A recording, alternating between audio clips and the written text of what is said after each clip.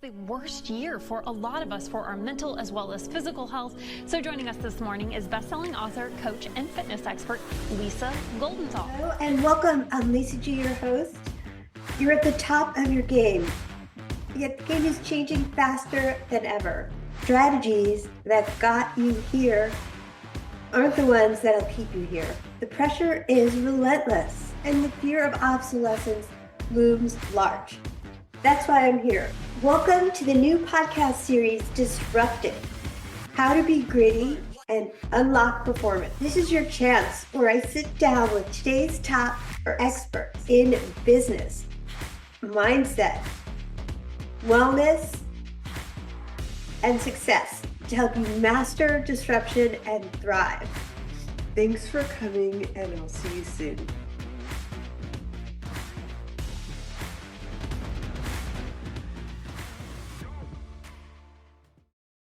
Joining us today is a dynamo, a chief empowerment officer, Olympic bronze medalist, TEDx speaker with a rich background as a top-tier NCAA athlete and coach.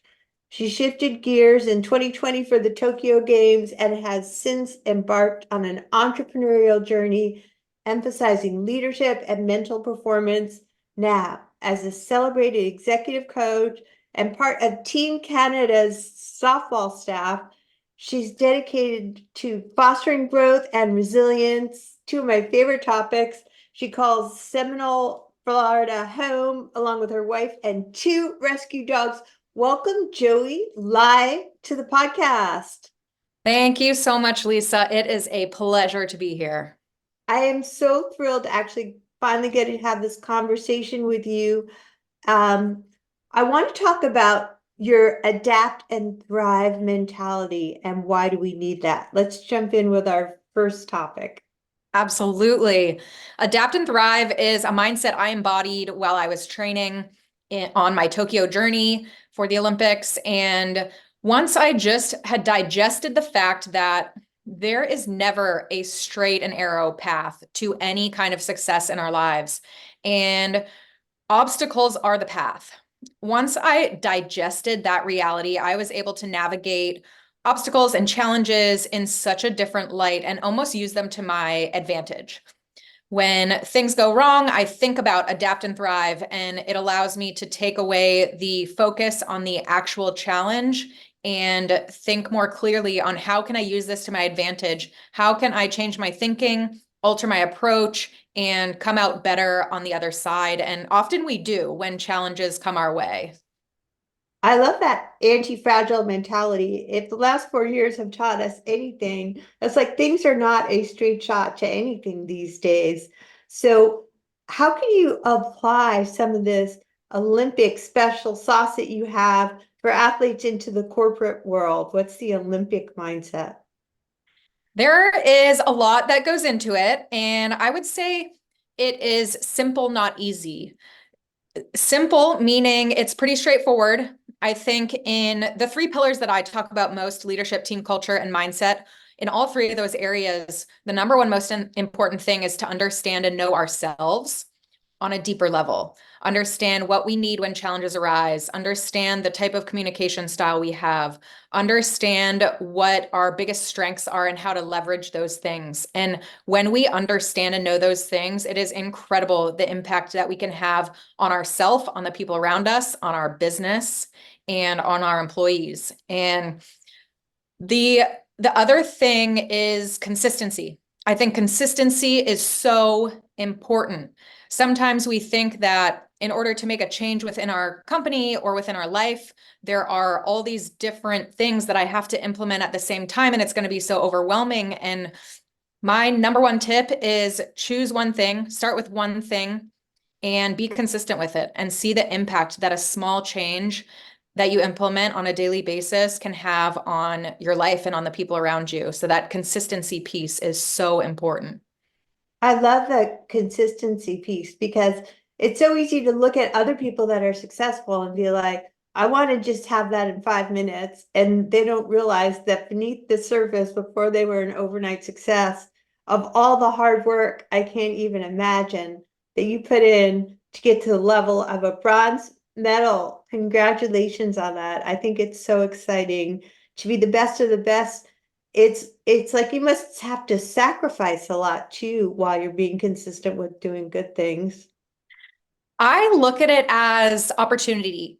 I think the word sacrifice came up a lot, and the way that I spun it for my brain is I have opportunities in front of me. And when I choose an opportunity, such as training for the Olympics, there are going to be other things that I'm going to have to back off on or that I'm going to miss out on. And it's for this amazing opportunity that I have in front of me. So instead of focusing on the things I was missing out, it was more a mentality of these are the things that I am choosing to do. And that allowed me to have a little bit of a different perspective. I love that piece, and I love the first foundational element you were talking about knowing yourself. I feel like emotional intelligence is so important in leadership, and at the same time, we've all been caught up in so much fear these days. And I feel like just that one piece of EQ, knowing yourself when things don't go your way, like how do you handle it? Do you have any EQ tips for our audience?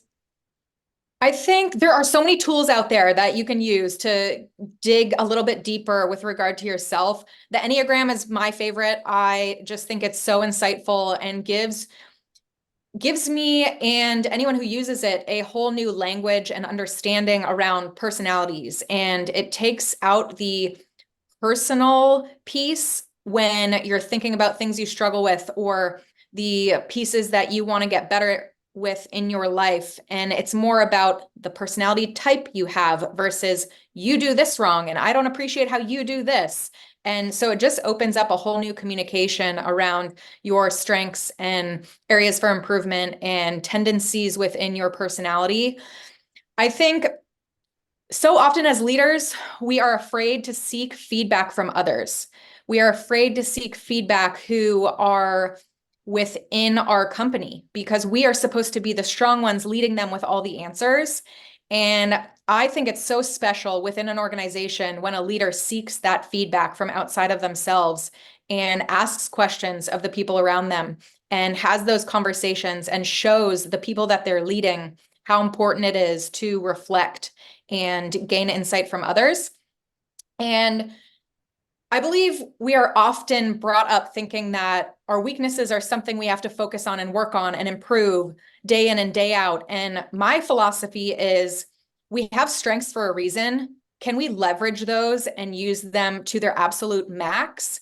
And the areas we're not so strong in, there are other people within our organization who have those strengths. Can we empower those people to take on those tasks and those parts of the business and really leverage the strengths of the people around us and gain trust within our organization? And it's just such an incredible culture shift within a company or a business when a leader is willing to look inside, willing to communicate clearly, willing to seek feedback from others, and understands their strengths and can leverage the strengths of those people around them.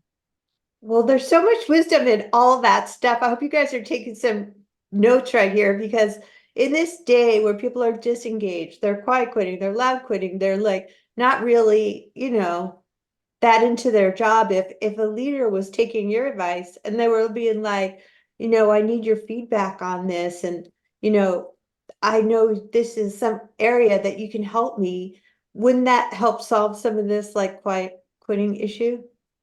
Absolutely. There is so much amazing knowledge within every organization, and so often it goes to the wayside just because those conversations aren't being had and leaders aren't leveraging the strengths of the people around them. And I think once we get to a place where we can push the idea of vulnerability in leaders, we can push the idea of open communication and clarity and really get to the bottom of culture within business, we will have so many fewer people walking away from jobs because of the environment and so many more people enjoying going to work every day. And I really think that it's simple, but it's not easy. Like how you said, well, I mean, all this makes sense. And at the same time, in leadership, I hate to say it, but I'll just say it, there's a lot of ego. that's running the ship, and fear, we've all been thrown into so much trauma in the last 4 years and so much uncertainty. So do you have some more mindset tips for our audience on how to think like an Olympian? One of my favorite tips is using our cell phone for something amazing, because our cell phones are constantly draining us. And one of the things I encourage people to do is open their reminder app. So on an iPhone, it's a reminder app. On an Android, it might be in your Google Calendar. Set a reminder that's going to go off tomorrow morning and set it to repeat every single morning. And think about a message that you want to receive or that will lift you up as you're starting your day, and put that in there. It's going to go off tomorrow morning and there will be that message. What I had for myself for 2 years leading up to the Olympics was, I am the best at what I do. And seeing that from myself and being reminded of that every single morning helped me over time to embody that mindset. Maybe there's a leader out there who struggles in the afternoon. They get the afternoon lull and there are a lot of meetings they have to attend at that time. So maybe set your reminder for the end of lunch and there's a little pick me up as you're going into your afternoon, reminding yourself, I can be intentional with my mindset and I can be the person that I want to be. And over time, it's incredible to see what that one tiny change can do for our mindset. I love that piece of having that reminder. And it's almost like you can make that some kind of a mantra for yourself that empowers you. Like, I want to make something like that and just put it on my computer. It's just so empowering. Absolutely. And sometimes people get stuck up wanting to pick the perfect thing. And my next little tip is that you can always change it. The toughest part is getting started. I think the start is what stops most people, just actually taking the first step. And I encourage you, if you're going to do something like implement a reminder, go ahead and do it. Don't overthink it. Don't try to make it the perfect saying, because we can always change it. But if we don't set that reminder today, we're just going to forget about it and it'll never happen. I am the best at what I do. That is just so empowering and brilliant. And I think it sounds like when you're talking to leaders, a lot of times we know it all, a lot of times. But I feel like with all the stress we've all been under, there's no certainty. What other mindset piece is missing in leadership so that it can be the vulnerability can shine? I think having real conversations with the people around us. Often, the word ego has already come up, and the idea that we're supposed to have all the answers. And I think that society tells us that those things are so true.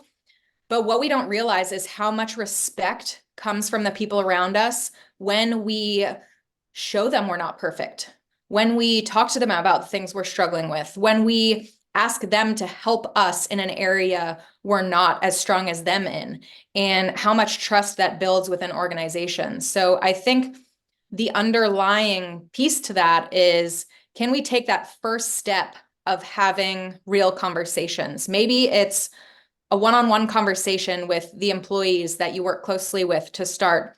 Maybe it is in your next meeting talking about the fact that you're going to send out a feedback form for them to fill out for you because you want to gain insight into yourself as a leader from them.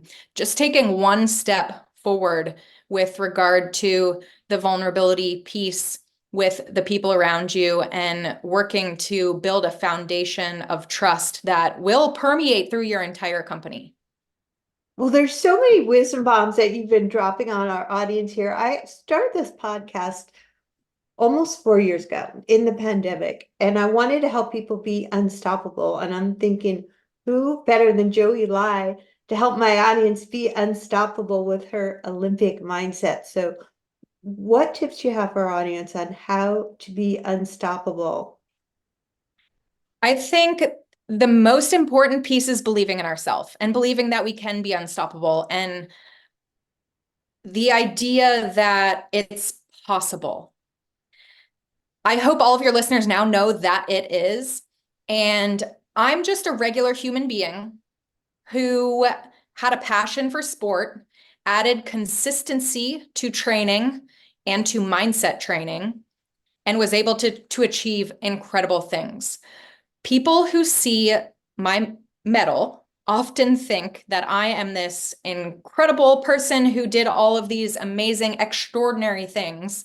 And I want to remind all of your listeners that it is really doing the ordinary things consistently that creates the incredible results. So I encourage you to get started, whatever that means for you. If it's setting a reminder in your phone, if it is having a conversation with somebody who works closely with you, if it is looking a little more deeply inside of yourself, get started with that one piece and you'll be amazed a week from now, a month from now, a year from now, how many changes have come your way. That is freaking brilliant. I mean, if you want to be unstoppable, you got to start. Start where you're stopped and take action and not overcomplicate it. Like just pick one of the things. There's been so many tools we have lobbed your way today. It's just amazing. The consistency piece, I really believe in. Yes, consistency is key. If we don't have consistency, where will we be? So I keep reminding myself, and I remind all of you, progress is progress. Well, high performers get to this certain point and they stay there over time because they're putting in the work. They're putting in the hours, not in a way where they're burning out, hopefully, but I want everybody to know where they can find you for all of your brilliant coaching and tips that you offer here. I can be found at joey-lye.com. So that's JOEY-LYE.com. Lots of little nuggets there, as well as a contact form. I would love to hear from you. Well, thank you, Joey Lye, for being a fabulous guest. Thank you so much for having me and being a fabulous host, Lisa.